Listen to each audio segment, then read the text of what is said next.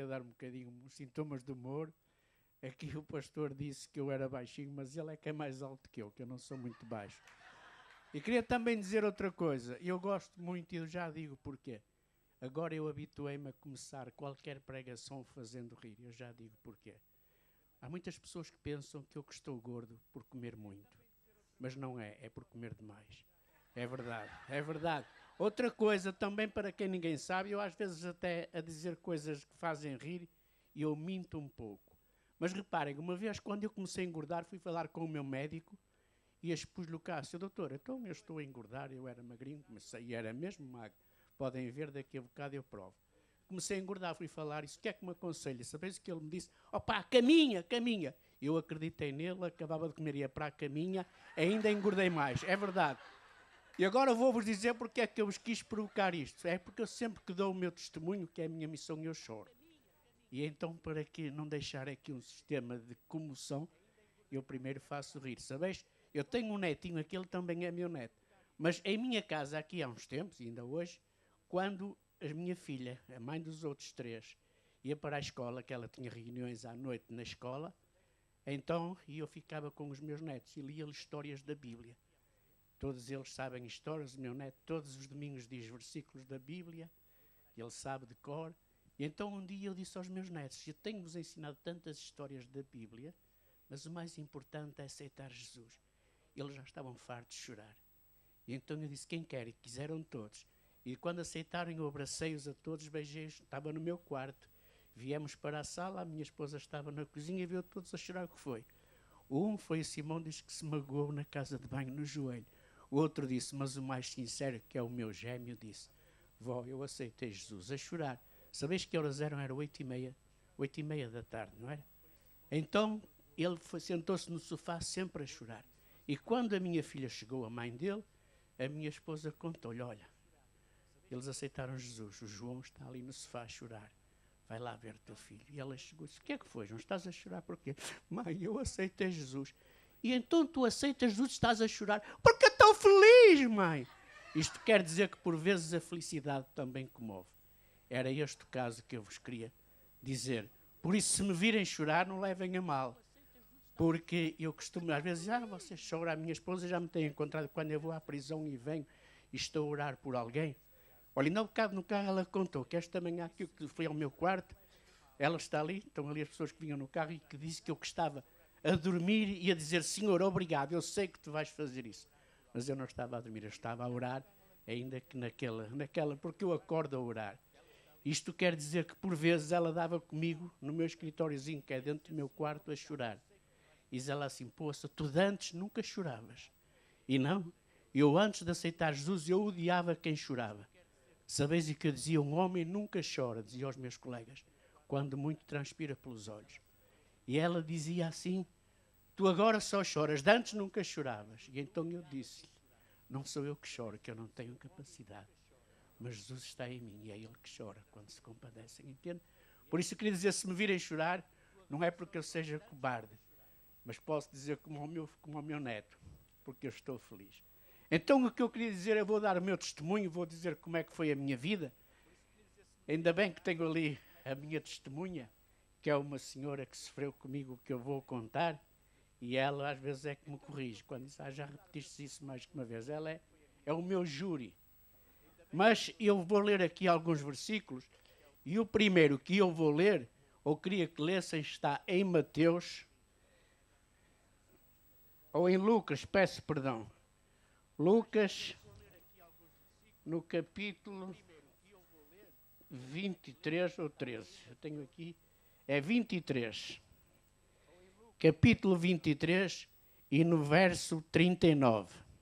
Aqui fala daqueles dois malfeitores, em que estava um a dizer assim, para Jesus. E um dos malfeitores que estavam pendurados blasfemava dele, dizendo, se tu és o Cristo, salva-te a ti mesmo e a nós. Aquele homem não queria saber se Jesus era o Cristo ou não. Sabeis o que ele queria?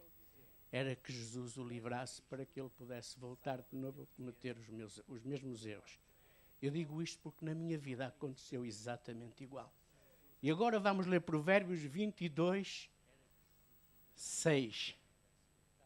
Quem sabe diz assim: instrói o menino no caminho em que deve andar e até que envelheça não se desviará dele. Este versículo tem algo a ver comigo porque eu fui para a escola dominical, a escola bíblica, levaram-me, meus pais eram altamente católicos, e eu fui levado para a escola dominical, aprender coisas de Jesus. Ainda hoje eu sei versículos. Está ali uma senhora que aceitou Jesus há pouco tempo, é a minha vizinha, e ela já me viu, ela a ler a Bíblia e eu a dizer-lhe os versículos. O livro de João eu sei quase todo de cor. E a maior parte dos versículos que eu sei de cor ainda foi de quando eu era jovem na escola dominical. Eu andei na escola dominical até aos 12 anos.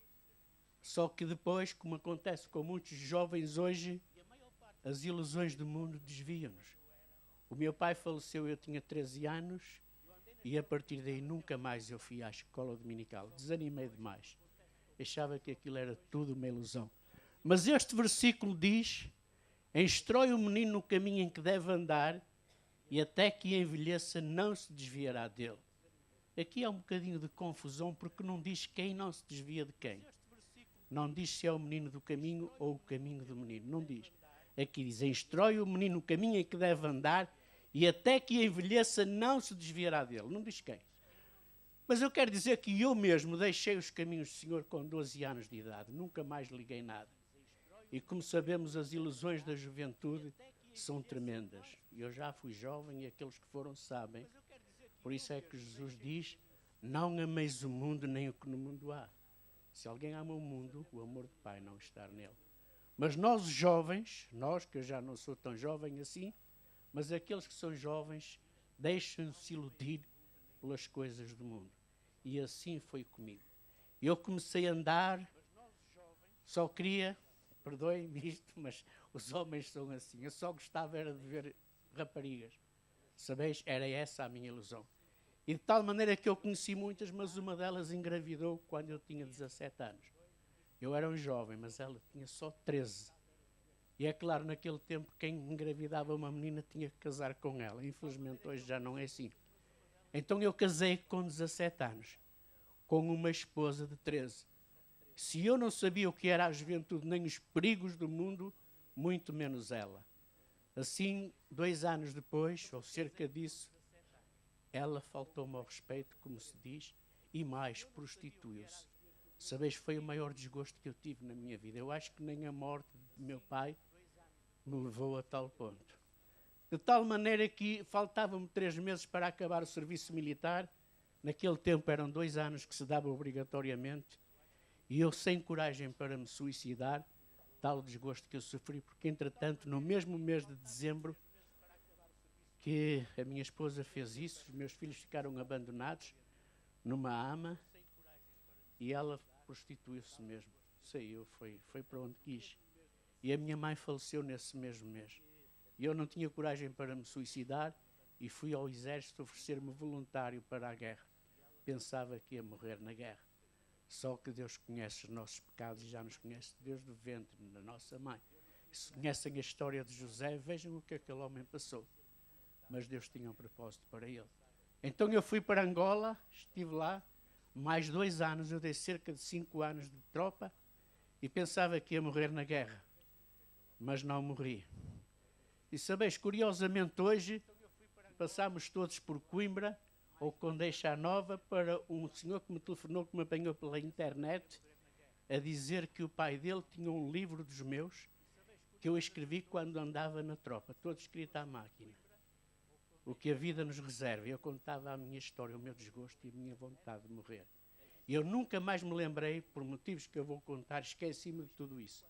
E hoje, graças a Deus, aquele senhor deu-nos o livro, estivemos a falar com ele, ele mostrou-me o livro, que temos ali no carro. Para mim foi a maior preciosidade que eu tive. E hoje já agradeci muito a Deus por aquele livrinho. Porque aquele livro eu ainda não li, porque já não me lembrava dele, mas por aquilo que ele me contou, aquele livro conta a razão porque eu me ofereci para a guerra. Mas, passando isso, eu fui para a guerra e ali, sabeis, alguém me disse que para esquecer o meu passado, para esquecer a minha situação, havia uma solução, que era a droga. Hoje muitos jovens deixam-se levar por isso. Mas em João 10:10 diz: o ladrão não veio senão para roubar, matar e destruir. A arma que o ladrão usa hoje, eu queria dizer isto aos jovens, é justamente a droga. Eles dizem que, por vezes, um charro, permita-me a expressão, mas os jovens sabem o que eu digo, que não vicia, não dá nada, mas, na verdade, isso vicia de que maneira? Um charro, aqueles que dizem, quando um amigo diz, pá, experimenta só um charro. Foi isso que me fizeram a mim. E depois de eu experimentar uma vez, quis experimentar a segunda e três, e depois já não conseguia passar. E depois passei a outras drogas muito mais fortes, até o LSD, que agora parece que já não existe, que era uma droga alucinogénia, que eu tinha noites, enfim, nem quero pensar mais nisso. Então eu quero dizer aos jovens que, quando um amigo lhe oferece um charrinho ou uma passa para experimentar, essa é a primeira arma, o primeiro passo de uma arma que o diabo usa para nos destruir. E então foi isso que me aconteceu. Quando eu estava em Angola, experimentei a droga. Quando eu vim, eu quis mudar a minha vida. Cheguei cá, já não sabia do que era feito da minha ex-esposa, já não sabia o que era feito dos meus filhos, já estava totalmente destruído, mas eu pensava, algo me dizia que eu podia recomeçar de novo. Então, eu tinha um filhinho que estava ao meu cuidado, foi deixado ao cuidado de uma ama que o criou quase desde bebê, e a filha dessa ama cuidava dele como se fosse seu filhinho. Era uma jovenzinha, ainda muito nova. Eu, na altura, tinha 23, 24, ela talvez tivesse uns 16, 17 anos, mas foi ela que criou o meu filho. E eu pensava que com ela que ia ser diferente, que podia casar-me com ela. E seduzia a casar-se comigo. E ela, por amor ao meu filho, ela disse, ainda hoje diz, não era porque me amasse, mas por amor ao meu filho, para que ele não fosse sofrer com outra mulher, ela aceitou casar comigo e sofreu o desprezo da família dela. Foi muito desprezada. Hoje é feliz. Está ali, já não é assim, já é assim como eu, já velhinha, ou mais velhinha do que era naquela... Desculpa lá, querida, não te chamava velhinha, ainda é jovem. E então, ela casou comigo, sabes? Foi o pior erro que ela fez. É verdade, naquela altura, porque ela pensava que me ia ajudar. Ela, na mentalidade dela, ia-me ajudar a deixar a droga. Só que, por milagre, não a levei para a droga. Porque ela nunca aceitou. E tudo que eu fiz, eu desgracei a vida dela e a minha. Nessa altura, eu era revisor da CP. Quando eu vim, consegui um emprego na CP como revisor e inspetor dos serviços internacionais. Mas a droga pode mais que tudo. O dinheiro que eu ganhava, que era ordenado, eu recebia por mês, naquela altura, 20 e poucos contos. O ordenado normal de um empregado era 4 contos 500. Eu recebia dinheiro que me dava, eu era rico, propriamente dito. Mas o dinheiro que eu ganhava não dava para sustentar a droga. Eu cheguei a uma altura que já tinha feito tantas vigueirices na CP, falsificar documentos, recebia dinheiro dos revisores para entregar e eu ficava com o dinheiro todo para a droga. Eu vendia coisas que tinha em casa. Cheguei a uma altura que eu tornei-me um traficante. Eu traficava, andava a traficar, e quando me faltava dinheiro, ao fim do mês, a minha esposa trabalhava para sustentar os nossos meninos. E eu vinha no fim do mês de madrugada, ela a dormir, vinha à casa e roubava-lhe dinheiro. Deixei de pagar ao senhorio, ela pediu dinheiro à mãe para eu pagar os meses que faltavam e deu-me a mim. Até nisso ela era inocente, coitada. Deu-me dinheiro a mim para eu pagar ao senhorio. Era pouco para a droga, destruir todo. Sabes, cheguei a uma altura, aqui é que se diz que o diabo não vem senão para roubar, matar, destruir. Eu já não aguentava mais. Eu já devia dinheiro a toda a gente.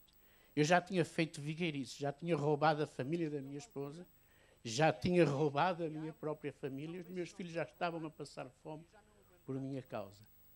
E eu pensava que era Deus. O versículo primeiro que eu li, quando aquele ladrão disse, tu és o Cristo, salta daí abaixo, livra-te a ti e a nós, aquele homem queria o que eu queria na altura. Eu ia para o cemitério em Valadares, Vila Nova de Gaia, eu e os meus amigos, íamos para lá, drogarmos-nos, tomar umas passas, tomar umas injeções, e depois eu dizia, se tu és o Cristo, aparece-me. Sabeis, eu decorava, a minha memória é grande, tenho uma memória tremenda, graças a Deus.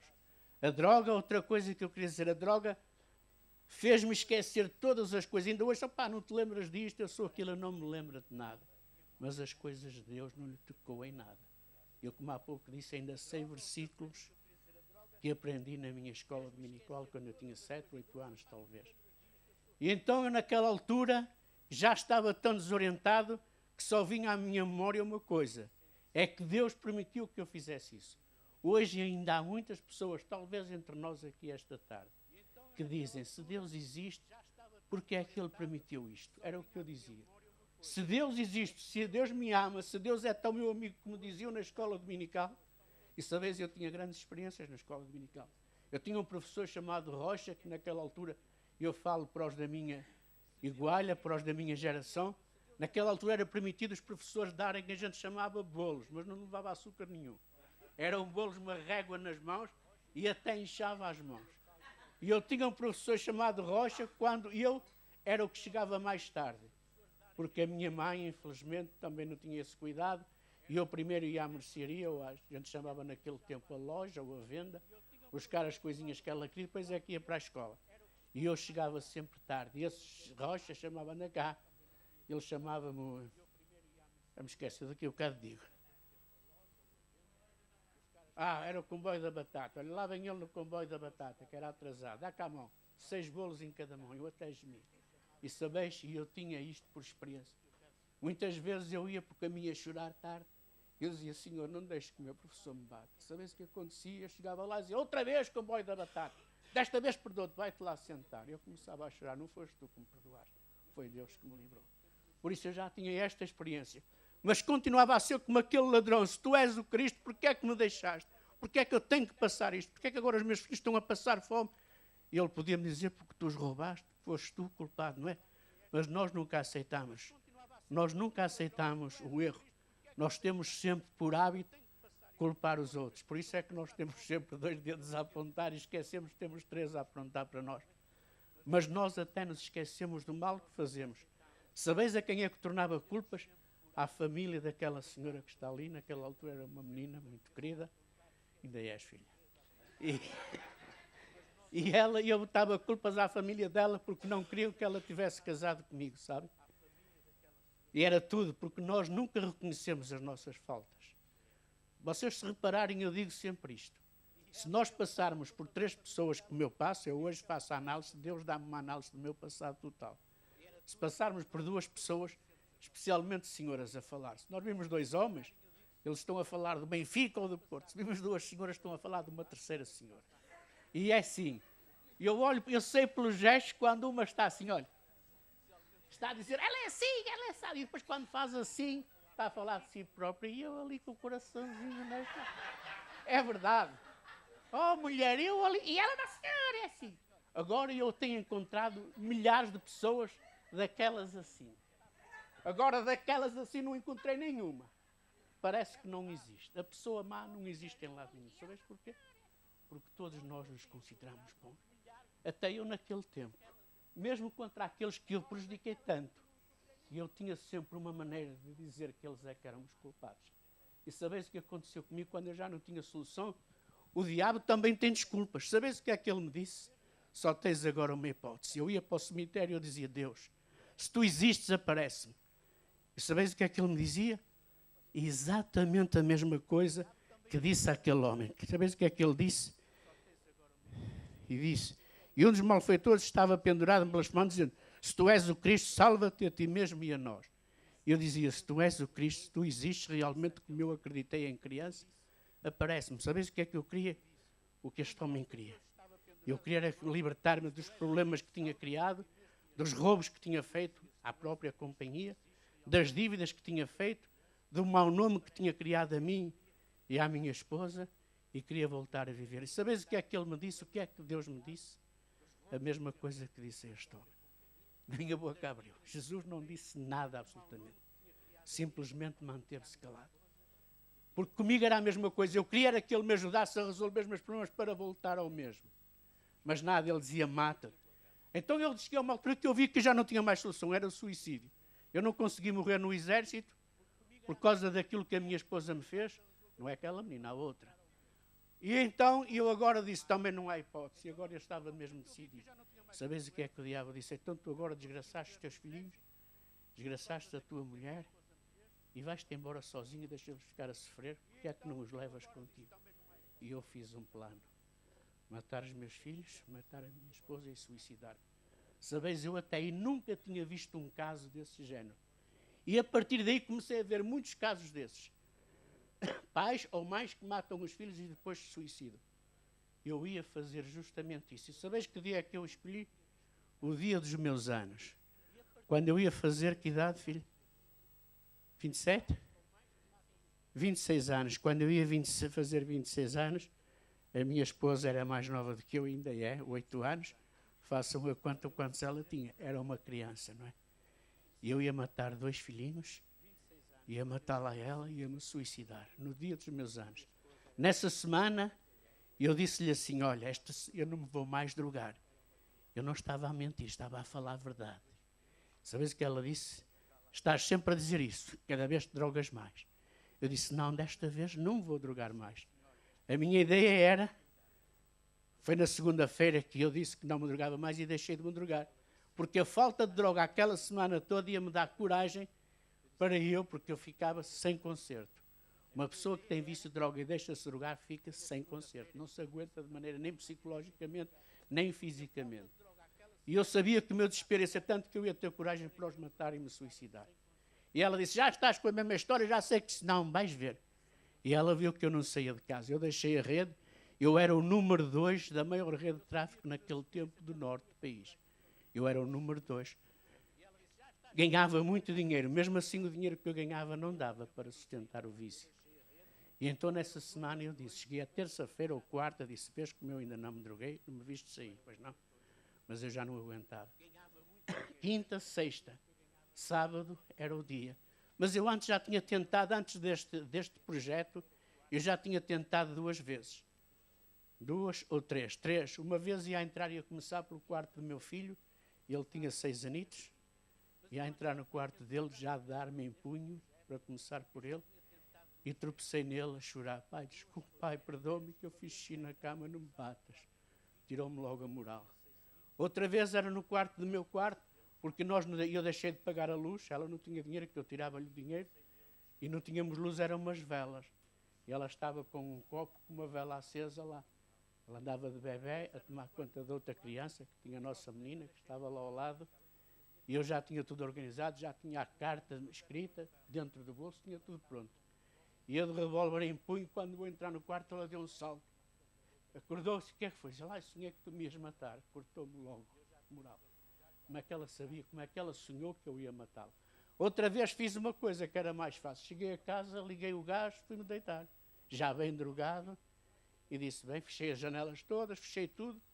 E o gás, no outro dia de manhã lá a chorar, e tinha pouquinho o gás, olha, eu pensei que tinha leite para a menina, esqueci-me do gás ligado, olha, acabou-se o gás. Isto quer dizer Deus prevê todas as coisas. Sabeis, mas naquele sábado eu estava mesmo determinado. Ela trabalhava e ao sábado ia deixar os nossos meninos à mãe dela para tomar conta e ela ia ao rio lavar. Eu não sei se naquele tempo ainda não havia máquinas de lavar, ou seja, não tinha. Sei que ela ia sempre lavar ao sábado ao rio público. E então deixava ficar as filhas na mão. Ela foi, enquanto ela foi, eu fiquei a preparar tudo. A ideia era para o jantar, e eu fazer aquela, já tinha tudo prontinho, tinha-lhe dado dinheiro para ela fazer um jantar melhorado, um jantar mesmo à maneira, tudo pronto, já tinha as cartas escritas no bolso do meu casaco, de um fato, um casaco que eu ainda usava na altura, quando ia para a CP, porque fora da CP não usava, e a arma já estava carregada com as balas suficientes. Eu fiquei então a organizar, a fazer o projeto. E ela foi e bateram à porta. Eu vim ver, era um grupo de jovens. Mas os jovens não eram como eu. Eram jovens muito bem vestidos. Eu já não os conhecia, porque a minha memória estava estragada, eu já não conhecia. E eu disse, o que é que vocês querem? E eles disseram, nós vínhamos te convidar para ir a uma reunião de jovens, hoje à tarde, às 3 horas. Nós vimos de cá buscar e vimos trazer. Disse, uma reunião de quê? De jovens? Vocês sabeis quem eu sou? Eles disseram, sabemos. Sabeis o que eu faço? Sabemos. Sabeis que eu sou um drogado? Eles disseram, sabemos. Então, porquê é que vocês me vindes convidar a mim? E uma menina do grupo disse, porque nós te amamos. E Jesus também. Sabeis, eu fiquei ali estático. Nunca ninguém me tinha dito isso. Hoje é isso que nós fazemos, nós passamos o tempo a acusar os outros. Eu conto-vos já uma história. Um jovem, lá à beira do shopping, lá perto da minha casa, veio-me pedir dinheiro para uma sandy, e eu também já pedi dinheiro para essas sandes, que é para a droga. Eu estive a falar com ele, depois disse, eu digo isto porque te amo muito. Se passado um bocado o rapaz pediu-me para me abraçar, a chorar. Diz-lhe obrigado por me dizer que me ama, porque nunca ninguém me disse isso. Muitas vezes nós desprezamos esses jovens quando sabemos que um simples sorriso pode ser uma maneira. O sorriso pode não apagar as lágrimas, mas ajuda a secá-las, entende? Por isso eu aconselho, sabem uma coisa que eu ensinei, que eu aprendi, Deus me ensinou? Nós todos temos, todos aqui têm essa coisa que eu vou falar. Há sempre um vizinho que não gosta de nós. Mesmo aqueles que não temos muita confiança, eu vou dizer isto, mas experimentem fazer isso. Aquele vizinho não passa, quando eu passo por ele, ele bota os olhos ao chão, parece que não passa. Ai, aquela mulher, ela passa por mim. Sabeis uma experiência que eu tenho? Fazer isso. E vocês vão ver. Passem por essa pessoa e dizem, olá, bom dia, dê um sorriso. A pessoa parte-se logo toda, já não sabe mais o que fazer. Por vezes aquilo que nós pensamos do outro é a atitude que nós tomamos em relação a ele. Experimentem a chegar à beira daqueles que vos viram a cara e dizer assim, olá, como está? A pessoa fica sem conserto, fica feliz. E foi isso que fizeram comigo. Quando aqueles jovens me disseram, nós te amamos. E Jesus também te ama. Eu fiquei sem conserto. Eu fiquei assim a olhar, não tinha mais. As lágrimas já me estavam com esse, sem eu dizer nada. E uma menina, o jovem, disse, então, podemos vir buscar-te às 3 horas? Eu só disse que sim. Disse, então a gente às 3 horas está aqui. Depois vimos cá trazer. Quando aquela senhora, agora olho para a senhora, ela era muito mais novinha, até parece que era mais gira. Quando ela chegou, disse, olha, querida, eu vou a uma reunião de jovens às 3 horas. Sabes qual foi a resposta dela? Pronto, já sabia, disseste que nunca mais te drogavas, lá vais tu para a zona. Senão não é diferente. Mas ela não acreditou. Mas às 3 horas veio o grupo buscar. Vieram só 3, o rapaz, com mais 2 atrás no carro, e eu fui para a reunião. Sabeis, quando eu cheguei àquela igreja evangélica, eu vi tudo, eu voltei outra vez a ser criança. Todo aquele ambiente me parecia, quando eu andava na igreja em criança, eu chorei. Eu desde que entrei ali, parecia o meu neto, aquele que aceitou Jesus. Eu estava totalmente comovido. E como nada acontece por acaso, todas as coisas contribuem para o bem daqueles que amam a Deus. A pregação, sabem sobre o que foi? Imaginem, sobre o filho pródigo. Aquele pregador parece que estava a falar diretamente para mim. Tudo aquilo que ele dizia, ele parecia que me conhecia, e eu tenho a certeza que não. Era um jovem, mas nem era daquela zona, era um jovem que veio, foi convidado de fora. Aquele jovem parece que falava para mim. Eu não aguentava o choro. Quando ele disse no final, está aqui alguém que quer aceitar Jesus, eu levantei-me do lugar e caí de joelhos, que eu também, o meu corpo já não dava, mas disse, eu quero. E eu vim aceitar Jesus à frente, sabes?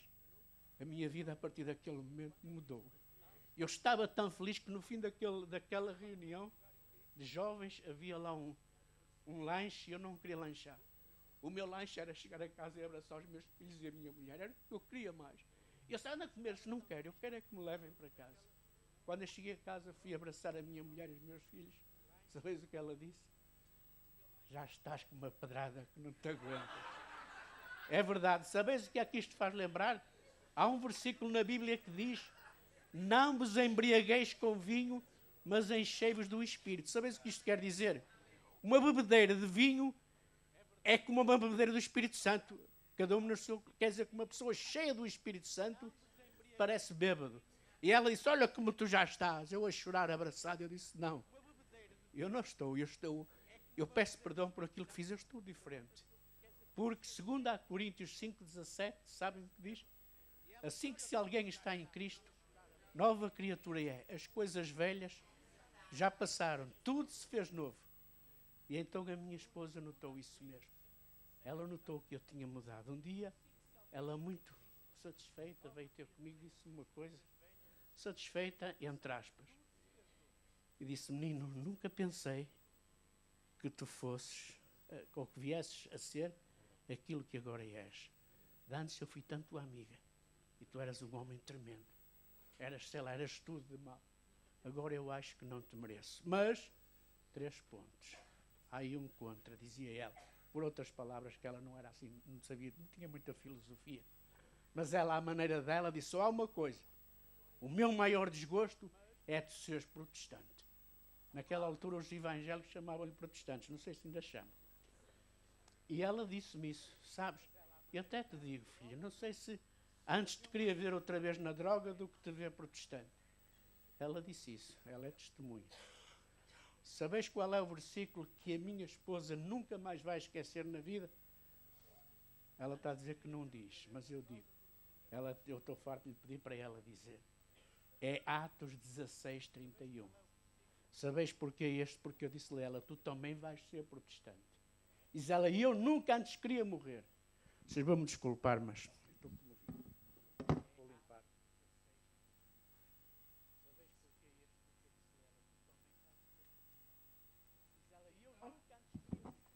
Eu disse-lhe, tu também vais ser protestante. E ela disse, eu nunca antes queria morrer. E eu disse, a Bíblia não mente. E citei-lhe o versículo que ela ainda hoje não esqueceu mais. Atos 16, 31 diz, crê no Senhor Jesus Cristo, serás salvo, tu e a tua casa. E eu disse, Deus disse-me que se eu cresce nele, se eu cresce em Jesus, também ias ser salva. E ela disse, eu nunca antes queria morrer. Um dia fui fazer uma reunião de jovens como esta, depois no final fui falar com jovens toxicodependentes, fui ter uma reunião à parte com eles. Nesse dia ela quis ir comigo para ver. E quando eu saí para fora, vi assim um grupo no meio do salão e fui ver. Estava aquela senhora que é uma menina, era uma menina de joelhos, a chorar. Sabes o que é que ela estava a dizer? Senhor, faz a mim o que fizeste ao meu marido. Agora também é protestante. Bem feito. Não é? Bem feito. Agora ela é protestante. Depois eu dou-te um beijinho. Perdoe-me lá, mas eu tenho que, senão daqui a bocado ela vai dizer, antes só te rias, agora só choras. Mas foi um milagre que aconteceu na minha vida. Depois comecei a ir às prisões. Porque ninguém me prendeu nunca, ninguém me acusou. Sabeis o que eu fiz? Eu já trabalhava numa fábrica de dia e de noite, sem o patrão saber. Ele pôs-me como encarregado, que ele era meu irmão de sangue. Eu tomava conta de uma fábrica de tintas e eu vinha jantar. Quando a minha esposa chegava do serviço já tinha tudo feito, já tinha a comida feita, tudo arrumado. Eu estava tão cansado que às vezes ela dava comigo às 7h30 da tarde, chegava a casa, eu estava na cozinha ainda todo sujo do trabalho, deitado a dormir, de cansado, mas acabava de comer e ia para a fábrica. Eu queria retribuir todo o mal que eu fiz, eu estava completamente diferente. E depois soube como Deus trabalha, que a rede que eu fazia parte, que deixei, foi toda desmantelada. E ninguém me acusou. Foi tudo preso, menos eu. Então um dia estava a trabalhar e pensei, então que aqueles estão presos. E eu aqui, que ainda fui pior do que eles, alguns deles foram influenciados por mim, eu estou aqui em liberdade. Eu fui à judiciária dar o meu testemunho. Fui-lhes dizer quem fui à judiciária no Porto. Eu disse, eu era o número 2 dessa rede que está presa. Contei-lhe tudo. E agora eu não sabia que eles que tinham negado tudo. Todos eram inocentes, negaram tudo. E eu falei por mim e fui dizer a verdade. E ninguém me prendeu. Mas o advogado dos outros, disse, então os nossos estão cá e aquele anda em liberdade.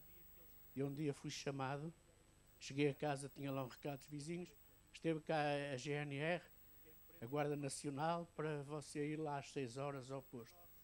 E eu fui logo lá para saber o que se passava. E eles disseram-me, olha, você já não vai sair daqui, que é uma ordem de captura, para você ir preso. Eu disse, então não me disseram, não, que se a gente dissesse você não aparecia aqui. Por isso nós vamos dizer tudo, deixe lá ficar o que é para a sua esposa. Então a minha mulher grávida, sem saber, sem chave, está aqui tudo, deixa aí tudo que a gente vai já lá tratar disso. E eu fui preso. Sabeis, nessa altura, quando eu cheguei à prisão, eu perdi-me. Eu estava completamente desorientado. Mais uma vez eu reclamei com Deus. Desta vez não disse, tu és o Cristo, aparece-me que eu creio em ti. Disse, não, porque é que tu me fizeste isso? Eu não conhecia ainda bem a história de José do Egito. Lá em Gênesis 45, eu não conhecia bem. E por isso eu revoltei-me. Tinha lá um folheto e eu apetecia-me rasgar aquele folheto todo. Fiquei desesperado. Porque é que se eu confessei tudo, porque é que eu tinha aqui preso quando a minha mulher mais precisava e os meus filhos mais precisavam de mim. Mas, segundo diz a palavra de Deus, todas as coisas acontecem para o bem daqueles que amam a Deus. E sabeis como é que eu soube disso? Eu tenho 2 exemplos flagrantes. Um deles é que um dia eu estava a pregar na prisão e um preso disse-me assim: pastor, eu gosto muito que você venha aqui. Para mim, quando você cá vem, eu sinto uma paz tremenda. Mas sabe porque é que você está aí, pastor? Porque você não sabe o que é estar aqui dentro. Então eu disse: jovem, sabes porque é que eu estou aqui? Porque eu também já estive aí dentro. E então parece que veio uma voz do Espírito dizer-me: estás a ver porque é que tu foste preso? Mas esse não foi o caso mais flagrante. O mais flagrante é que quando eu estava preso foi lá o advogado, não era meu, que eu não tinha advogado. Mas a justiça dá um advogado aos que não têm hipótese, e eu tinha um advogado do Ministério. E esse advogado uma vez foi lá e disse: você é um homem cheio de sorte. E disse: eu porquê, Sr. Doutor? A CP andou a indagar o seu caso, você devia não sei quantos, não sei se era 200, 2.000 contos, era uma fortuna que eu devia, quer dizer, esquemas que eu fiz, falsificação de documentos, extração de dinheiros, os drogados não têm escrúpulos, nem sabem o que fazem. E então a CP mandou você, era um processo que você ia apanhar, ninguém lhe tirava, de 8 a 12 anos de prisão. Então a CP mandou um inspetor à sua casa, saber se você tinha propriedade, se tinha por onde pagar. Ou carro, ou casa, e eles foram saber o que é que você tinha para pagar essa grande despesa. E o inspetor da CP fez um relatório e disse: o acusado não foi encontrado. Apenas encontramos a esposa com 2 filhinhos e grávida e o marido na prisão.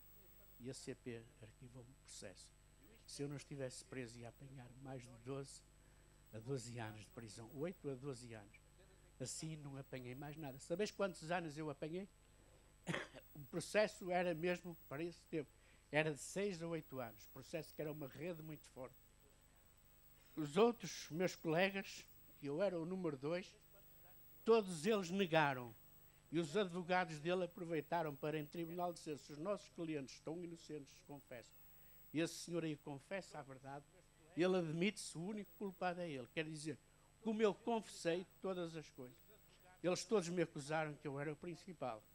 E o juiz perguntou-me: senhor Hernani, isto que os seus colegas estão a dizer de si é verdade? Que você que fez isto, fez aquilo? E eu disse assim: senhor doutor, saiba que tudo isso que eles disseram é verdade. E muito mais que eles não disseram também é. Então você assume sim, é verdade. Eu não neguei nada. No final, o juiz disse: senhor Hernani, não, depois de ler a sentença, os outros apanharam. O principal apanhou 8 anos. Os outros foi 4, 5 e 6. E eu apanhei 14 meses de prisão. E disse o juiz: você é tão reles, segundo os seus colegas, você é tão reles que não é digno de estar à beira deles na prisão. Por isso, apanha só 14 meses. E desses 14 meses, sabeis, o meu testemunho era tão grande na prisão, a minha cela era uma igreja. Eu tinha lá um letreiro que dizia assim: se tens algum problema, entra, fala comigo e oramos os 2 anos. Dentro disto. E tinha lá colegas que se converteram. Alguns dos meus livros falam desses amigos que iam para lá. Segunda-feira fazíamos, ao sábado vinham lá missionários, fazíamos lá o culto na minha cela. E sabeis uma coisa? O diretor da prisão soube que eu comecei lá a ter, não era a ter fama. Sabeis, José na prisão também já tinha um posto. Porquê? Porque era diferente. Quando houveram lá pelo menos 2 greves de doentes, faziam greves de comida, porque diziam que a comida que não prestava. Eu não me achava com direito. E então ia a passar para o refeitório, os outros todos a assobiar, a chamar-me para o bar. Mas a palavra de Deus, eu vou já falar uma importância da palavra de Deus em nós, dizia, passou-me agora. Pronto. Mais importa obedecer a Deus do que aos homens, também isso. Mas queria dizer que João 15:10, eu sei o capítulo todos de João de cor. E no capítulo 15, que é: eu sou a videira verdadeira, meu pai é o labrador, no versículo 7 diz assim: se vós estiverdes em mim e as minhas palavras estiverem em vós, pedireis tudo o que quiserdes e vos será feito. Isto é uma verdade, sabeis? Ao princípio causou um bocado de confusão. Eu já vou outra vez um dia na prisão. Porque eu pensava assim: então tudo que eu pedir a Deus, Ele dá-me. Não acham assim um bocado assim, se eu lhe pedir uma pistola, não é? Mas ele disse-me, é verdade. Tudo que tu quiseres eu peço, mas é se eu estiver em ti, as minhas palavras em ti. Se as palavras que estiverem em mim, eu não vou pedir pistola. Sabeis quais são as palavras de Cristo? Ainda no capítulo 15 de João, ele diz que nós seremos seus discípulos se cumprirmos os seus mandamentos. Não é? E no versículo, quem depois quiser ler em casa o capítulo 15, que é maravilhoso, João, no versículo 14, diz assim, vós sereis meus amigos se fizerdes o que vos mando. Não é? Mas antes diz, no versículo 12, diz assim, o meu mandamento é este. Nós primeiro diz que seremos discípulos dele se cumprirmos os mandamentos dele. E eu pergunto, Senhor, que mandamentos? E ele diz no versículo 12 do capítulo 15, o meu mandamento é este, que vos ameis uns aos outros como eu vos amei. E depois no versículo 14 assim, vós sereis meus amigos se fizerdes o que vos mando. E eu digo, como é que eu posso ser amigo de Jesus? No versículo 17 do mesmo capítulo 15 ele explica, isto vos mando, que vos ameis uns aos outros. A coisa que Jesus mais dá ênfase é ao amor. Ali as testemunhas, mesmo uma vez a minha esposa sabe, quando eu vou a uma igreja pregar, eu a semana passada fui a Vila Real, e quando eu vou a uma igreja pregar, aquilo que me perguntam é, você vai falar de amor? Mas sabeis, eu tenho milhares de motivos para falar de amor.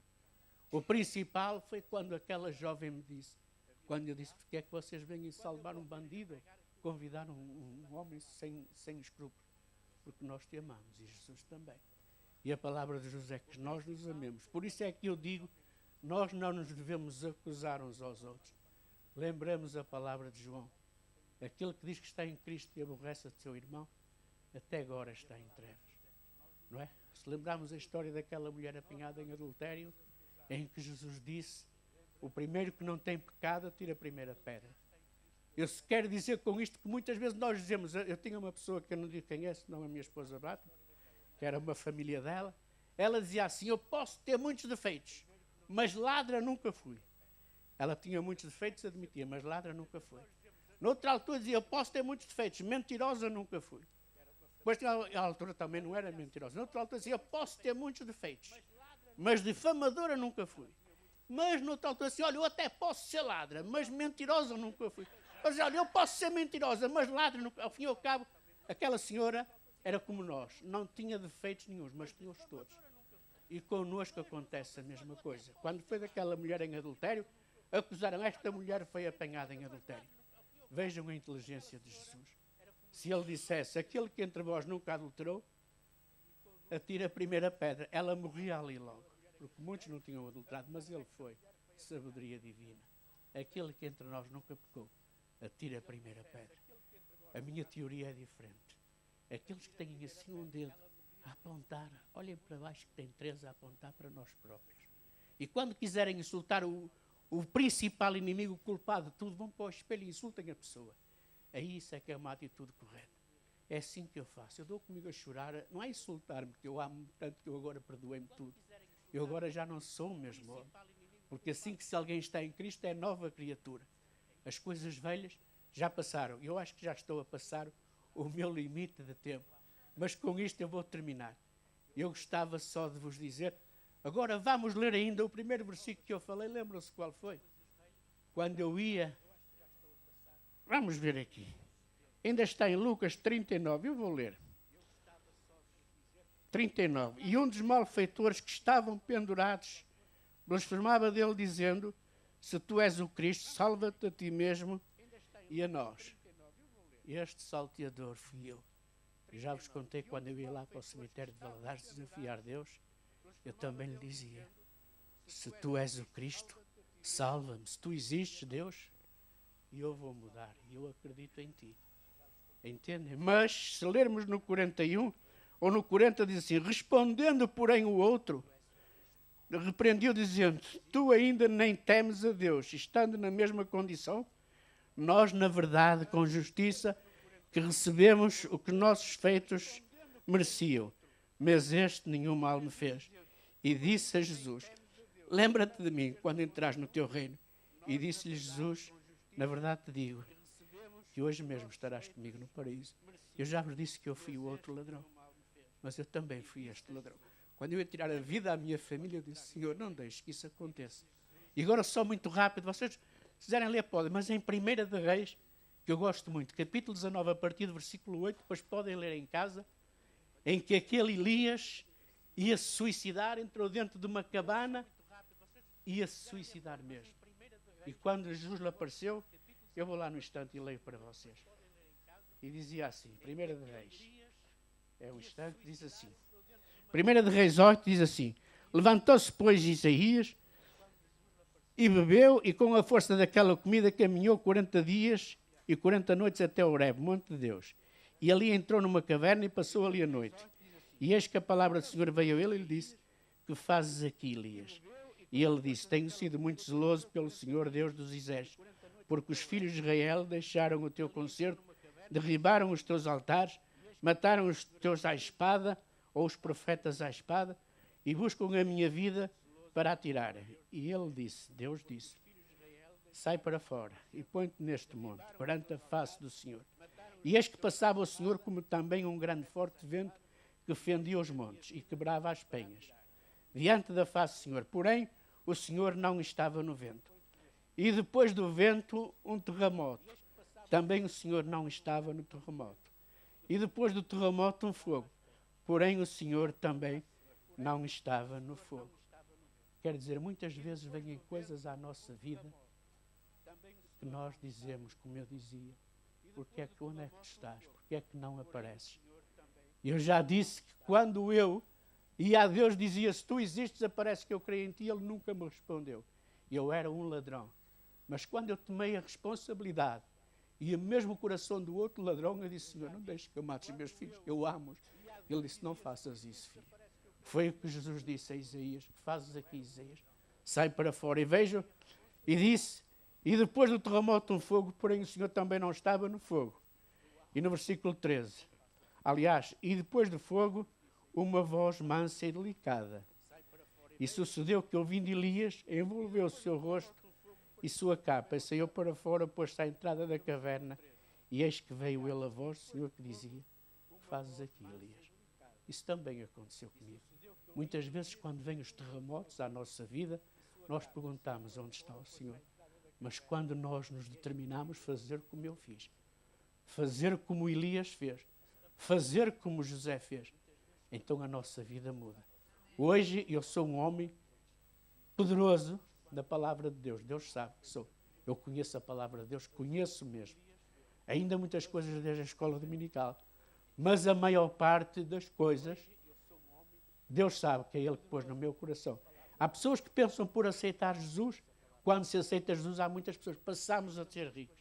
Eu aqui há dias fiquei tão triste quando uma pessoa de uma igreja disse que andavam a fazer uma semana de oração pelo 100 vezes 100.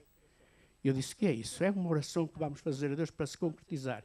A gente dá 10 mil à igreja e Deus dá-nos 100 vezes mais. Isso não é de Deus.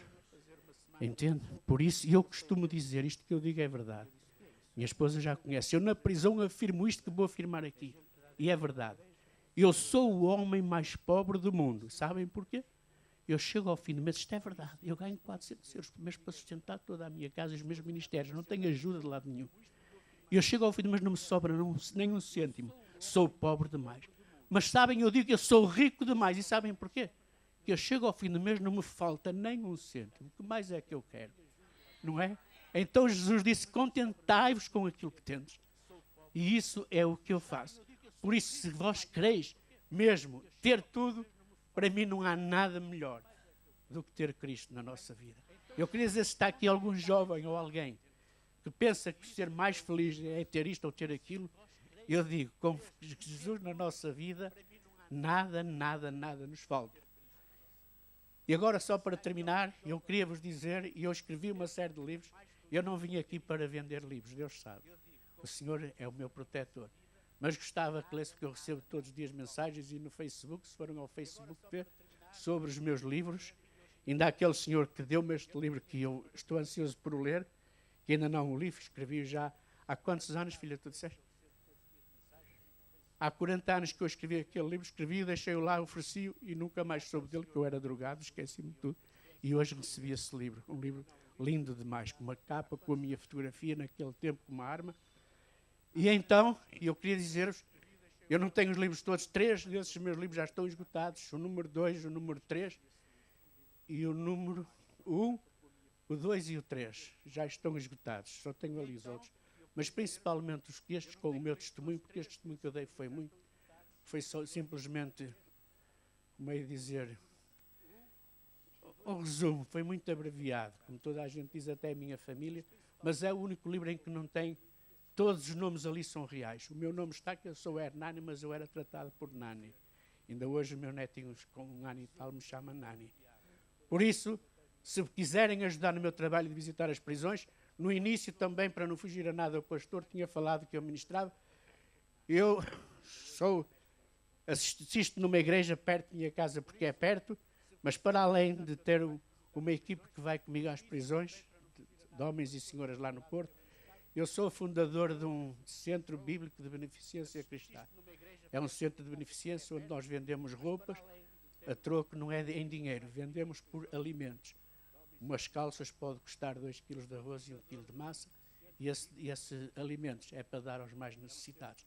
Se forem à internet e verem Mão Solidária, é justamente isso que eu sou o fundador, e eu com mais 8 irmãos.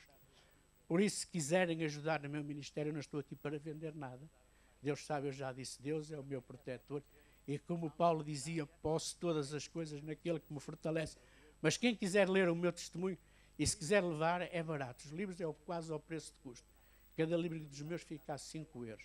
Mas se não puderem pagar, não têm problemas, têm lá o meu endereço, podem levar e depois enviam o dinheiro. Eu confio em todos. Com isto já tenho ficado sem dinheiro de muitos livros. Mas eu quero vender aos crentes que tenha realmente... Eu tenho um livro que vou terminar agora, que é o número 7, que é o mais bonito que eu gosto. Já está pronto há mais de 1 ano. Só que eu ainda não, eu tenho lá uma milheira, a minha esposa sabe, todo o dinheiro dos livros eu meto no milheiro para poder publicar, porque é muito caro, são quase 2.000 euros. E eu em julho, quase há 1 ano, fui lá ver, ainda só tinha 300 e tal euros, por isso ainda não tenho dinheiro. Quero ver se este ano, pelo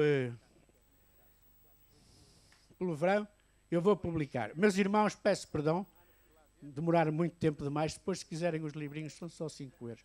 E ajudam-me bastante nas minhas despesas. Se não quiserem comprar, tudo bem. Eu amo-vos na mesma e quero que digam, não há nada melhor do que o amor. Foi por amor, a minha esposa diz que não casou comigo por amor, casou comigo por... Mas agora já diz, só porque ela conhece a Jesus, já me ama. Eu disse, até que enfim, diz ela, mas é com o amor ágape, porque é o amor de Cristo. Eu também, o outro amor não me interessa para nada. Que o Senhor nos abençoe.